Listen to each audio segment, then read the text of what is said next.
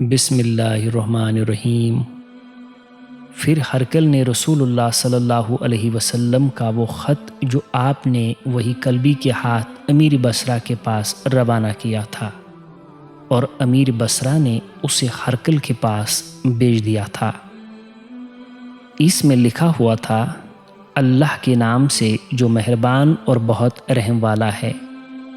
اللہ کے بندے اور پیغمبر محمد صلی اللہ علیہ وسلم کی طرف سے روم کے بادشاہ کی طرف سلامتی ہے، اس کے لیے جو ہدایت کی پیروی کرے۔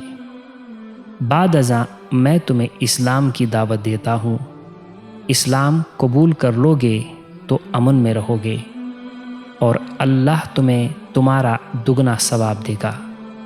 اگر تم میری دعوت سے منہ پھیرو گے تو بلا شبہ تم پر پوری رعیت کے ایمان نہ لانے کا گناہ ہوگا، اور اے اہل کتاب، تم ایک ایسی قدر کی طرف آؤ جو ہمارے اور تمہارے درمیان مشترکہ ہے، یعنی ہم سب ایک خدا کے علاوہ کسی کی بندگی نہ کریں، اور اس کے ساتھ کسی کو شریک نہ بنائیں، اور خدا کو چھوڑ کر کسی دوسرے کو اپنا خدا نہ قرار دیں۔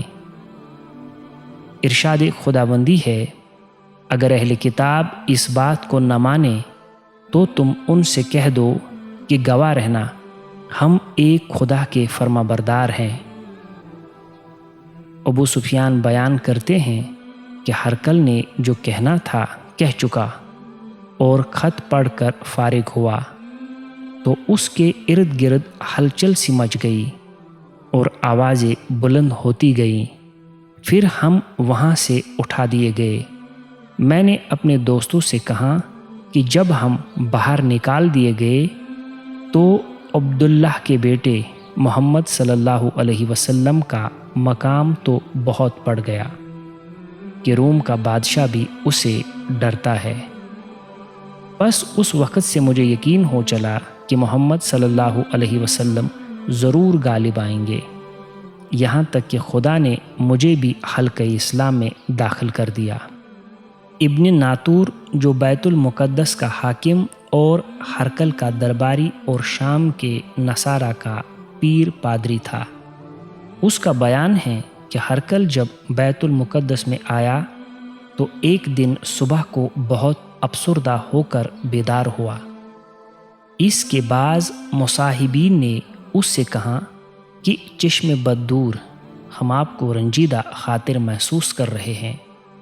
ابن ناطور کا کہنا ہے کہ ہرقل خود ہی کہن اور ماہر نجوم تھا۔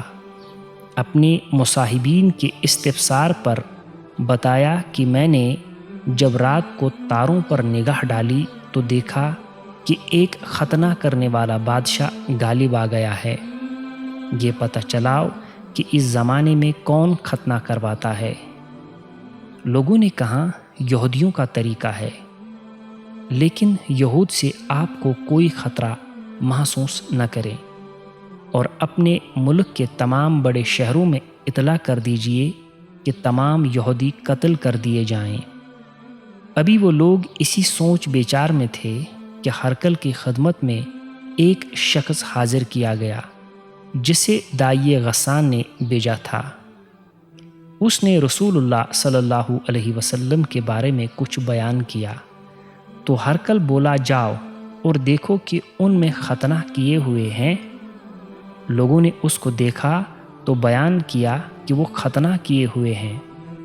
ہرقل نے اس سے عرب کے بارے میں دریافت کیا کہ وہ لوگ بھی ختنہ کرتے ہیں؟ اس نے بتایا کہ ہاں۔